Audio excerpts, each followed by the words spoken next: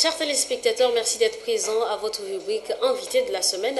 Aujourd'hui, pour ce numéro, nous recevons Monsieur le Président national du parti Les Patriotes, Nassou Ibrahim Koursami.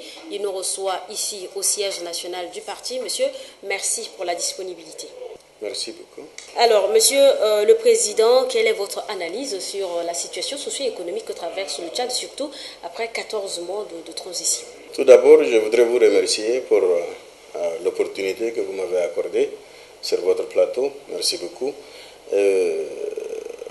Comment on peut analyser une situation politique si rien ne se passe sur la scène politique tchadienne, par exemple? Surtout après 14 mois de transition. Oui, et surtout après 14 mois ou bien 15 mois de transition. Vous voyez, 15 mois après la disparition du maréchal, c'est comme nous sommes collectivement peu sûrs sur notre trajectoire. Et c'est comme nous sommes collectivement ne sommes pas sûrs sur notre direction, ou bien nous sommes à la recherche d'un chemin clair à suivre. Pour cela, je peux dire que personne ne semble avoir la visibilité nécessaire sur la direction de notre pays. Par exemple, presque 14 mois et nous ne sommes pas capables jusqu'à aujourd'hui de conclure un accord avec 7 ou bien 52 groupes fictifs ou réels de politico-militaires qui veulent quand même rentrer au pays. C'est presque 14 mois et nous ne pouvons pas quand même jusqu'à aujourd'hui décider ou déterminer les critères de sélection des participants ou même le quota de participants ou même l'agenda de notre dialogue national inclusif. Et c'est presque 15 mois et même notre gouvernement ou bien le gouvernement de transition ne peut pas montrer au peuple tchadien une direction claire ou bien une direction transparente là où nous allons en tant que nation. Donc je peux dire, nous avons décidé comme collectivement d'embarquer un train avec une destination inconnue.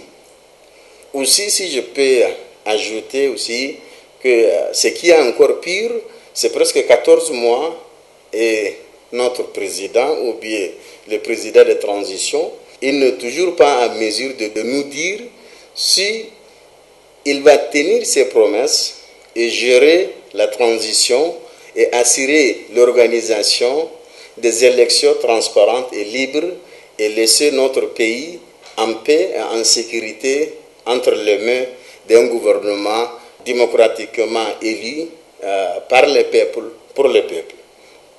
Et donc c'est ça, je peux dire, l'analyse de notre scène politique d'aujourd'hui. Et c'est triste que, je peux dire, nous sommes dans l'obscurantisme total. Rien n'est clair jusqu'à aujourd'hui. Je peux dire la majorité des Tchadiens, ils ne sont pas capables de travailler librement. Ils ne sont pas capables de quand même dire ou bien faire ce qui est juste vis-à-vis de notre transition. Donc, je peux dire que c'est ça la triste réalité de notre situation sociopolitique de notre pays d'aujourd'hui. Alors, Monsieur le Président, l'actualité oblige, le gouvernement tchadien évoque un détournement de plus de 13 milliards de nos francs CFA à la SHC, Société des hydrocarbures du Tchad. En tant qu'homme politique, quelle analyse faites-vous de cette affaire qui risque, ou sinon, est-ce que cette affaire peut ternir l'image du CMT? Pour répondre à votre question, ce n'est pas une question si les scandales des SHT s'il va ternir l'image des CMT ou pas. À notre niveau, oui, je peux dire le principe juridique, il nous oblige quand même d'attendre l'enquête, d'attendre l'information pour ne pas tomber dans les fausses accusations. Mais certainement, ce que je peux vous dire aujourd'hui est que le président de transition, son ministre des Finances et le ministre du Pétrole et même le Premier ministre, ils peuvent déléguer leur pouvoir. Certainement, ça c'est possible. Mais ils ne peuvent pas déléguer leurs responsabilités. Donc, vous pouvez déléguer le pouvoir de faire quelque chose à quelqu'un, mais vous ne pouvez pas déléguer votre responsabilité en tant que chef suprême. Comment on peut comprendre qu'un président il peut nous dire qu'il n'est pas au courant des disparitions des dizaines de milliards ou bien même centaines de milliards de notre trésor. Et ce qui est pire aussi, le ministre des Finances, il a déjà fait une déclaration à travers le ministère des Finances pour déclarer ou bien pour dire qu'il n'est pas impliqué dans cette affaire ni de près ni de loin. C'est un peu difficile parce que celui qui gère les finances, celui qui détient les clés de nos trésors publics, celui qui est le responsable de toute transaction financière dans notre pays, privé et public, en tant que ministre des Finances, il est responsable de savoir toutes ces transactions, retrait, dépôt, transfert, et surtout si le montant est très intéressant. Donc toutes les transactions, quand on parle de milliards, il doit être informé de toutes ces transactions, publiques ou privées. Et surtout, avec le monde d'aujourd'hui, et avec les possibilités de financement du terrorisme, les possibilités même de fuite des capitaux, et nous sommes quand même connus sur les classifications mondiales de corruption, notre ministre des Finances doit être au courant de toutes ces transactions. Donc, comment ils peuvent prouver qu'il n'est pas impliqué ou bien il n'est pas au courant? Ça, c'est d'autres choses. Et c'est une question de preuve. Mais lui, il est responsable, s'il les veille ou pas. Parce que s'il détient les clés de notre trésor public, et celui qui est habilité par le pouvoir public de gérer notre finance, donc il est responsable de tous les actes de ses subordonnés dans le ministère ou bien même des institutions sous tutelle. Plaider l'ignorance, ce n'est pas une défense en matière judiciaire. Et donc, je ne peux pas considérer cette citation comme, ou bien je ne le considère pas de la manière que vous avez présentée, mais c'est une opportunité pour nous en tant que Tchadiens idéal d'assainir notre système de financement. C'est une opportunité pour nous quand même d'instaurer une bonne gouvernance, parce que si il y a une chose ou bien une maladie qui touche tous les Tchadiens sans exception, c'est la malgouvernance. La mauvaise gouvernance ne fait pas la distinction entre un Zagawa ou bien un Sara, ou bien entre un Arabe ou bien un Kanimbo. Donc, par exemple, s'il n'y a pas d'électricité dans votre quartier, ça veut dire qu'il n'y a pas d'électricité pour tout le monde. Et si les services de base sont mauvais, ça veut dire alors c'est mauvais pour tout le monde. Donc, la malgouvernance est un cancer que nous devons faire tout pour avoir le maximum de distance entre nous et ces cancers dans notre pays. Donc, la citation ou bien les scandales des SHT représentent une opportunité pour nous quand même de s'asseoir et voir si on peut, en tant que nation, résoudre le problème de malgouvernance ou bien mauvaise gouvernance dans notre pays. Et je peux dire à tout le monde, saisissons cette opportunité pour quand même résoudre le problème de malgouvernance dans notre pays. Le chef de l'État, le général Mamadi Idriss Déby, a procédé ce 24 juin au lancement de l'initiative 50 000 emplois décents à la jeunesse.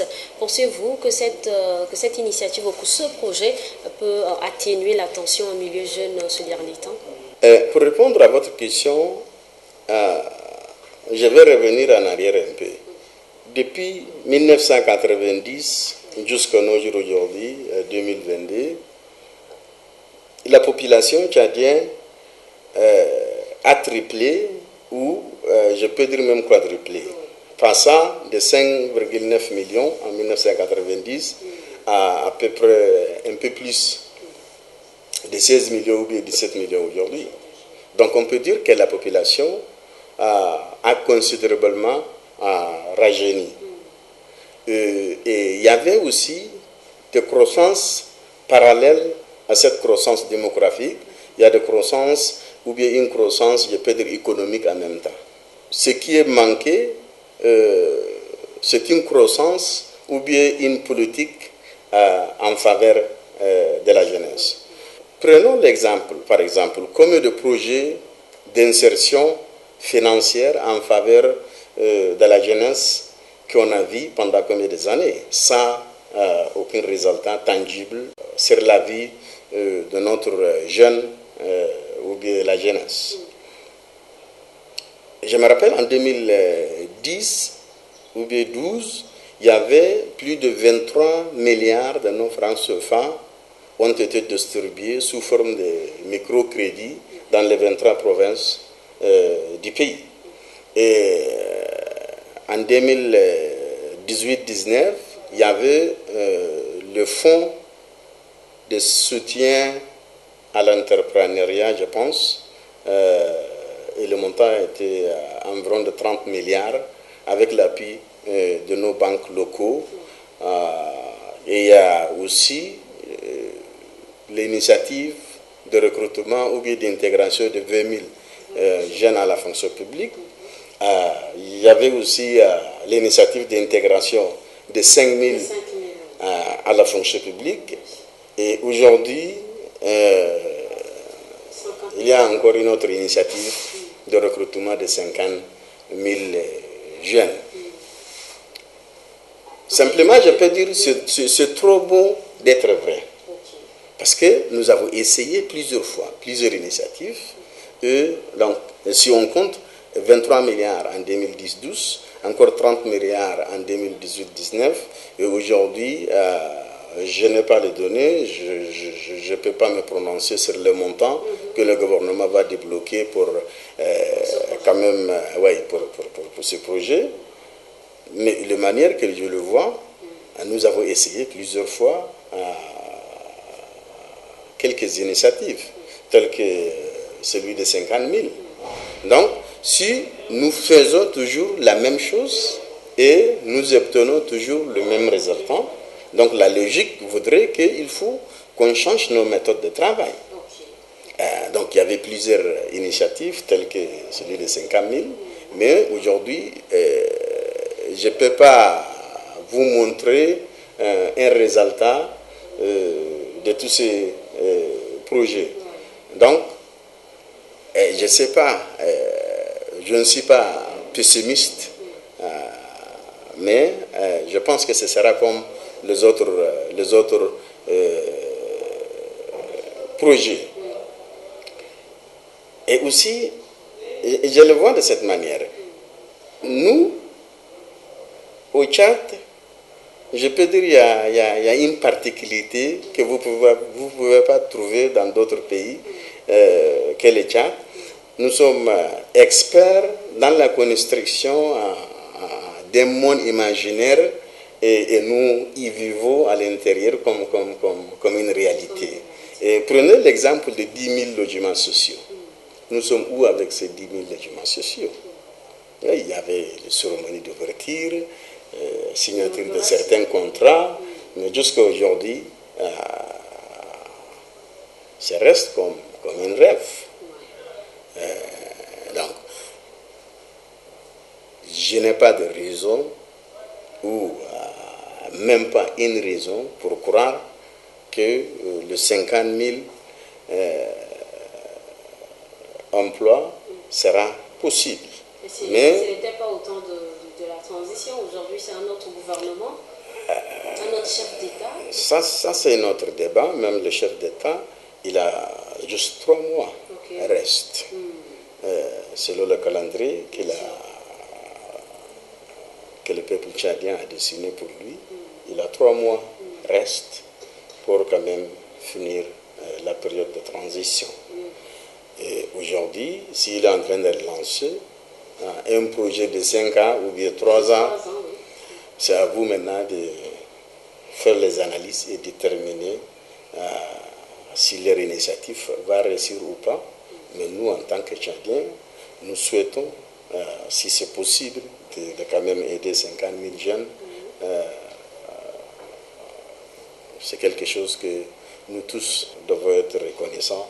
Nous souhaitons aussi la bonne chance pour le ministre des Jeunes et des Sports et même le président